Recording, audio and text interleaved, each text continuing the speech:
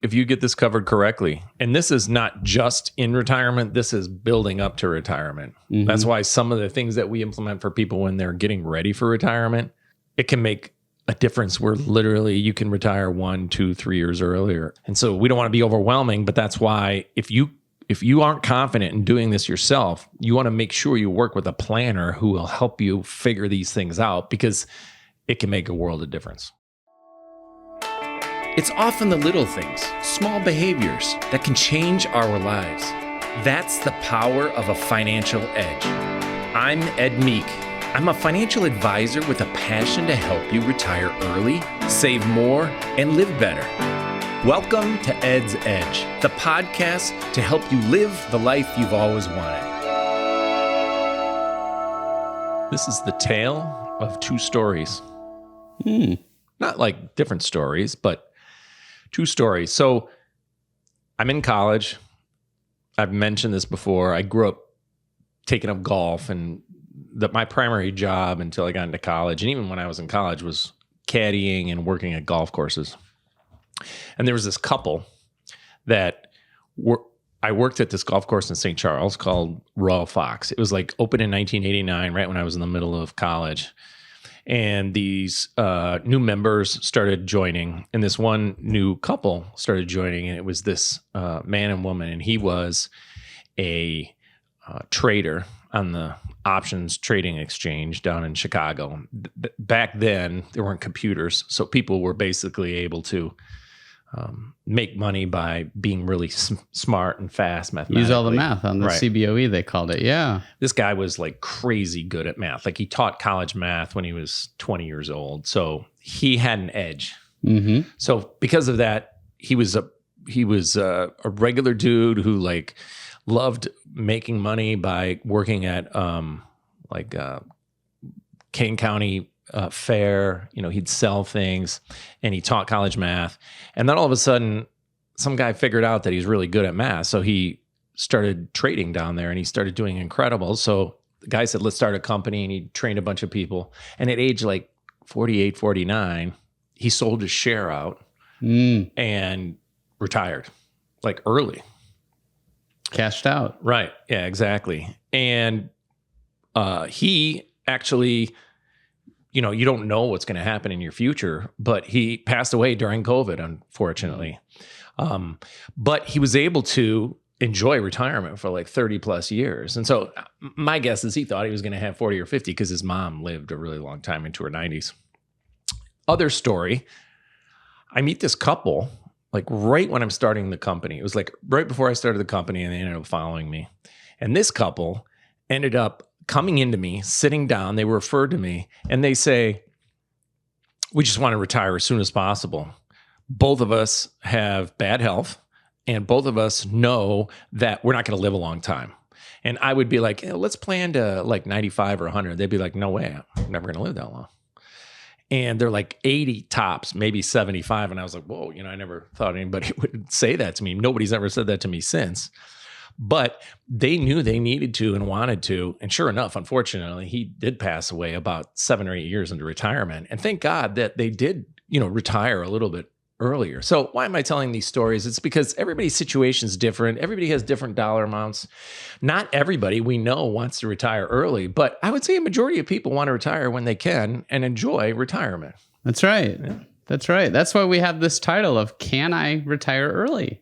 And we wanted to talk about that today and explain some of the similarities about retiring at any point in time, but also the differences if you choose to retire before, you know, normal retirement age, which we're in today's podcast, we're going to use the age 65 as where most people start thinking in the beginning aggressive like about that's like the most popular target age, right? And yeah. It kind of lines up with a variety of things like Medicare and sometimes Social Security around there. Exactly. But what we want to discuss is what if you want to retire before that, and perhaps in your 50s, or potentially even in your late 40s, early 40s, if all goes well for you quickly. So the way that you're going to get there is, why do we do what we do? Like, what's in our, what's behind our name? What's that little title behind our name? Certified Financial Planner. Right. And the key word there is planner. And so I'm going to read a quote. It's by Ben Franklin. Failing to plan is planning to fail. Yeah.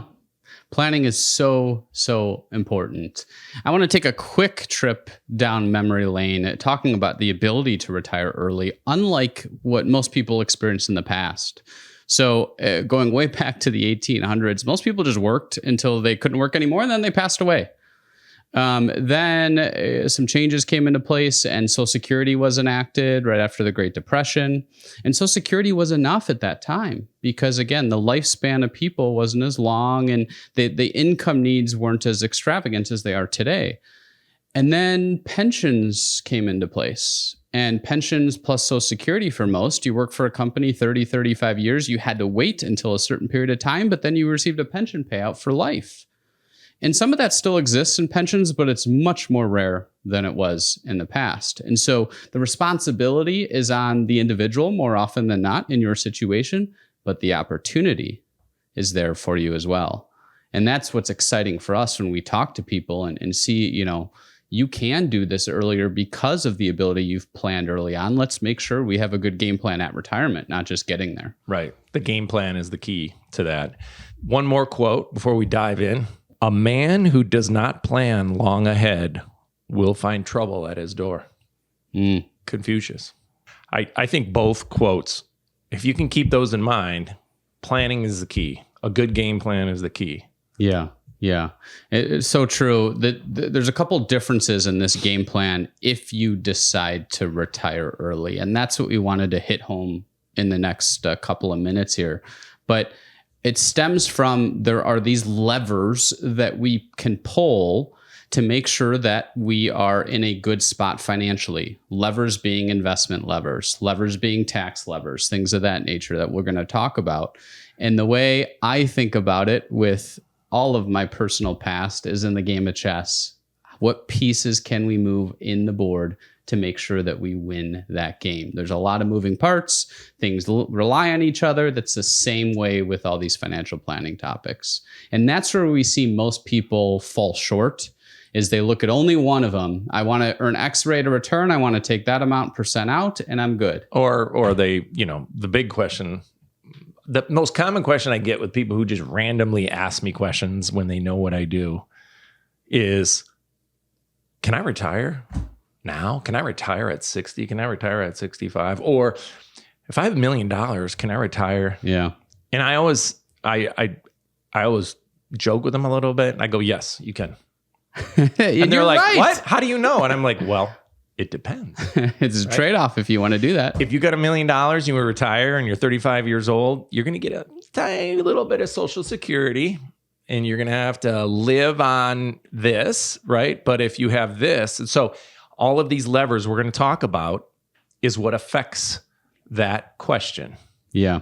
One of my favorite statements to kick things off, and then we'll get into it, is you do not retire on a nest egg. You retire on the income that nest egg produces for you, in addition to all the other income sources you might have. So that's a different frame of mind. Mm-hmm. It's an income stream. This is an income game now, no longer a growth game in building up that nest egg. So the first lever we want to talk about is your lifestyle. And this is where you want to have some pretty detailed conversations with the spouse if you're married. But what are you going to be doing in retirement? Are you going to be traveling? Are you going to be moving around different states to be with family? Are you going to be volunteering? Maybe a part-time job? What other aspects of your life do you want to make sure you have covered to have a fulfilling retirement? Yeah, I mean, just two recent ones that I've had when I've been working with people figuring this out is one gentleman within the last year, he's a little younger than me, early 50s, has Parkinson's. Now it's not affecting him, and he knows eventually it will affect him. In his mind, he had thought, man, I don't even think about this. I love what I do. Well, everything changes, right? Because he's going to have this window, hopefully a long window, but a window where he's still going to be healthy enough he can enjoy. So that's very different. We get curveballs, and that's why we have to game plan even early on, because these levers, sometimes we can control and sometimes we can't. And another one is someone that you and I just talked to recently, a new client we have, who's near retirement. Her goal are two things.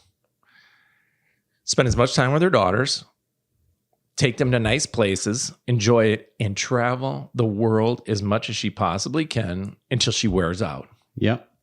And so our goal will be to have her game plan, figuring out how can we maximize that. Yeah, travel expenses is going to be a big part of her budget.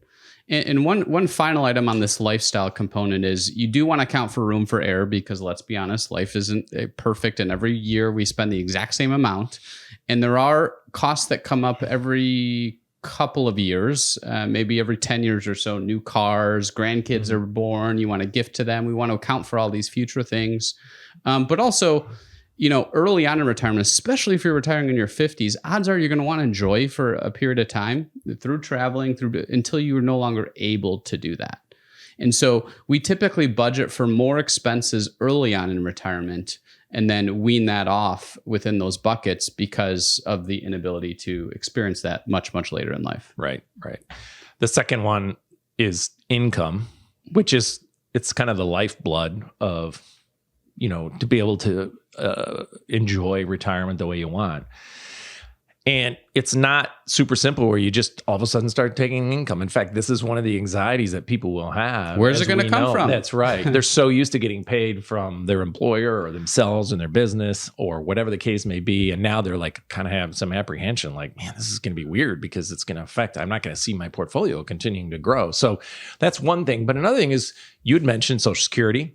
Some people are fortunate enough to get a pension, teachers, whatever the case may be. We need to figure out, all right, we're getting income from all these different sources. Mm-hmm. And we know we're going to get certain income at certain times, like Social Security. It could be between 62 and 70. So we have to take into account, we might need more income initially if we're retiring early from your investments, and then less income later.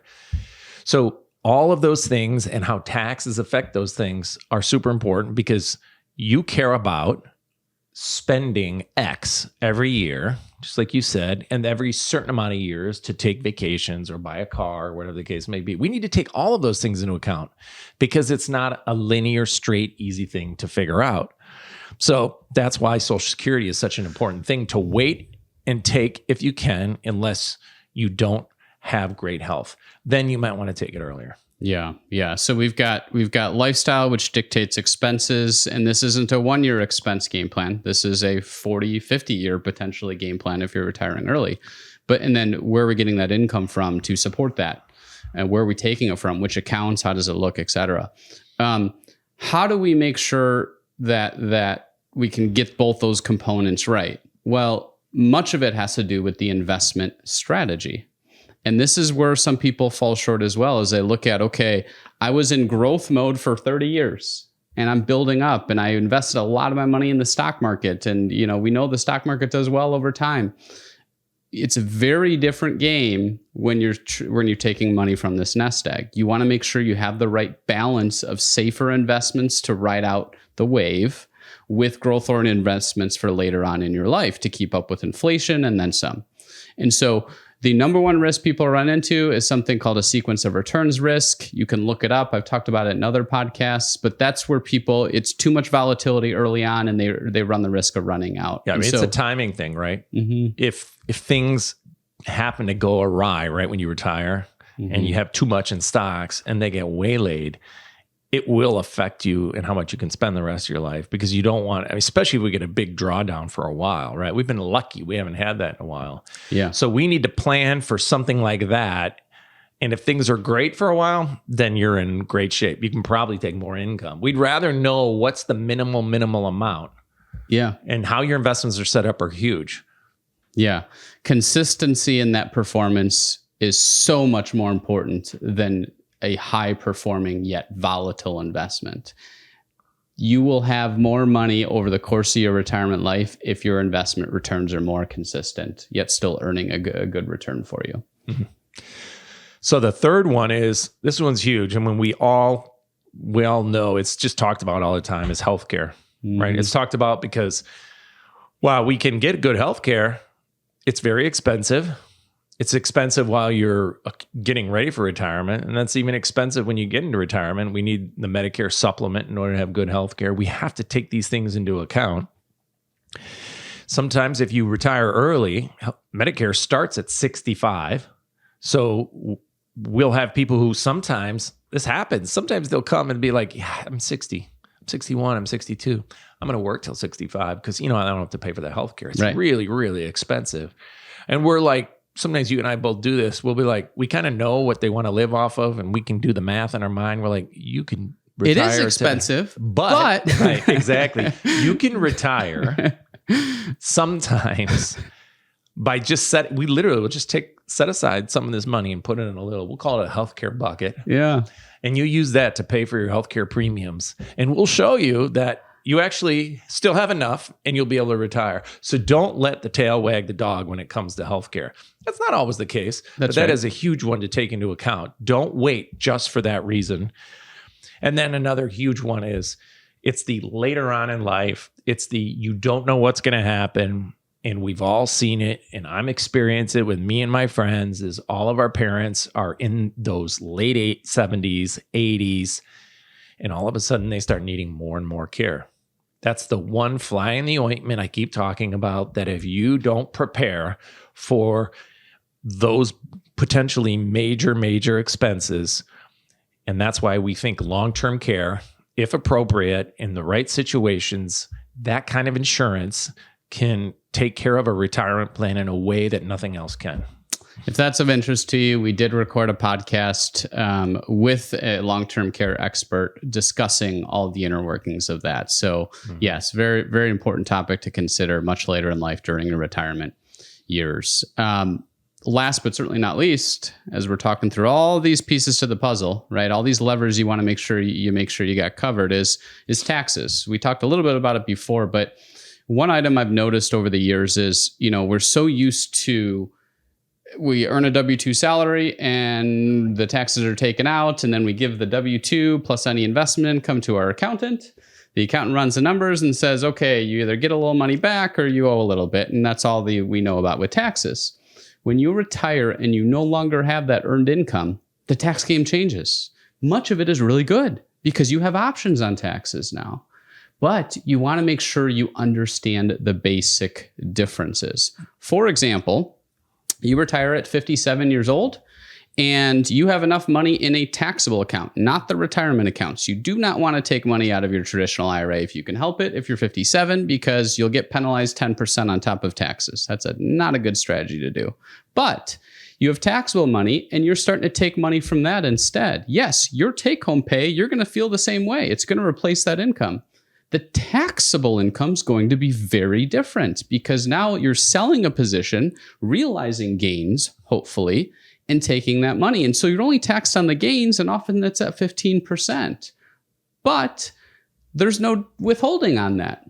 The IRS isn't touching any of that taxes. So you want to make sure you account for that. And you might need to pay what's called estimated taxes and run those calculations so Uncle Sam doesn't come after you. So that's one of a couple examples that we wanted to share with you to make sure you have the tax game plan covered. If you get this covered correctly, and this is not just in retirement, this is building up to retirement. Mm-hmm. That's why some of the things that we implement for people when they're getting ready for retirement, it can make a difference where literally you can retire 1, 2, 3 years earlier. If we get the tax game right, even if the investments returns are about the same, it's huge. It's huge along the way. And it's huge when you take a distribution on it. You mentioned a lot of different things. And so we don't want to be overwhelming, but that's why if you aren't confident in doing this yourself, you want to make sure you work with a planner who will help you figure these things out because it can make a world of difference. Yeah, which all stems back to the literally $1 million question of, can I retire early? And the deeper question is, live the life I want to live and never have to worry about my money. And the answer is yes. But we got to figure out the levers. That's right. That's right. Good. All right. Hopefully you found that helpful. Let's shift over to Ed's Food for Thought. All right. What do you have on the docket today, Ed? I've got a restaurant today.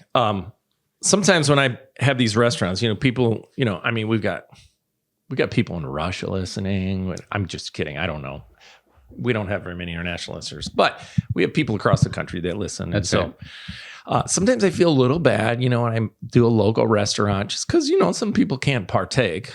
We're shifting gears here. I love it. Yeah. So my wife and I decided we're going to start going out to eat, just her and I, date night, Wednesday nights. So a couple weeks ago, we did our first one. And I'm a little embarrassed, but I'm 55, almost 56. And at my 50th birthday party, people were supposed to bring, gifts, but they always do, right? So they bring this one couple, Catherine and Richard. Really sorry it took me this long, but I got a nice gift card from this restaurant. And 5 years ago? It's almost 6. Okay. So I have this little thing in my desk at home that has like it didn't all expire, huh? It has all these gift cards in it. Like a few of them were from that night, and then we get them from time to time. And so I was like, we got it. So I booked it's called Redstone American Grill. It's in Oak Brook Terrace. And I didn't realize this, but they're actually a chain. And it's American food, specialized in like steak, seafood. And we went there, her and I, and she said, now she's a bit of an exaggerator. At the time, she really believes this. She said, I think this might be the best meal I've ever had. Now, I might disagree. I do believe it was up there, but it's hard for me to say I have the best meal ever. But we usually get 2 things and share it. We got a chicken dish and we got a ribeye steak, and it was awesome. And they had great dessert afterwards. So I suggest Redstone American Grill if you're in Illinois. Then I read real quickly, they're in Minnesota, Maryland, New Jersey, Pennsylvania, Massachusetts. So if you're anywhere in those parts of the country, I suggest Redstone. Well, despite the exaggeration, sounds like that's a pretty high praise given the fact I'm guessing she's eaten some of your cooked food, and she still said that is the best meal she's ever had. It did hurt my feelings a little bit. I cried, but I got over it. Good. Well, go check out Redstone. We'll post it on the show notes. Otherwise, thanks everyone for watching. Thanks. Talk to you next time.